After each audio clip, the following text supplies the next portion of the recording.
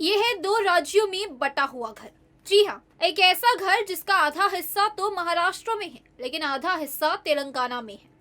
चंद्रपुर जिले की सीमावर्ती जिरती तहसील के महाराज आगुड़ा गांव में पवार परिवार महाराष्ट्र और तेलंगाना दोनों राज्यों में रहता है। 13 सदस्यीय पवार परिवार दो राज्यों के बीच रहने का अनुभव बेहद ही अनोखा है। उनकी अजीब भावना है और वो इसे लोगों के साथ साझा भी करती हैं। मीडिया में आई खबर के मुताबिक दोनों राज्यों ने महाराष्ट्र तेलंगाना सीमा से लगे 14 गांवों पर अपना दावा किया है। ये गांव दोनों राज्यों के कल्याणकारी कार्यक्रमों से लाभान्वित होते हैं और यहाँ तक कि महाराष्ट्र और तेलंगाना रजिस्टर्ड प्लेट वाले वाहनों के भी मालिक हैं। ये वे दोनों राज्यों को टैक्स भी देते हैं। बताते चले कि महाराज जगुड़ा गांव में उनके 10 कमरों के घर में 4 कमरे तेलंगाना में और 4 कमरे महाराष्ट्र में हैं। रसोई तेलंगाना में तो बेडरूम और हॉल महाराष्ट्र में। परिवार इस मकान में सालों से रह रहा है। प्राप्त जानकारी के मुताबिक 1969 में जब सीमा विवाद सुलझा तो पवार परिवार की जमीन दो राज्यों में बंट गई। नतीजा ये घर का भी बंटवारा हो गया।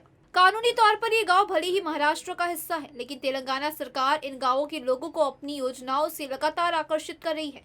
सोशल मीडिया पर एक तस्वीर वायरल हो रही है और लोग इस घर को देखकर अपनी प्रतिक्रिया दे रहे हैं। इस घर को देखकर कई यूजर्स ने कहा, ये बताओ आपका किचन तेलंगाना में है और आप महाराष्ट्र से, तो वहाँ वड़ा पाव बनता है या फिर कोई साउथ डिश। एक अन्य ने कहा, मूवी ना बना ले कोई, इन पर किचन कर्नाटक में होता है। ऐसा करते करते कई लोगों ने इस फोटो पर अपने कमेंट किए हैं। Bureau report, metro Mumbai.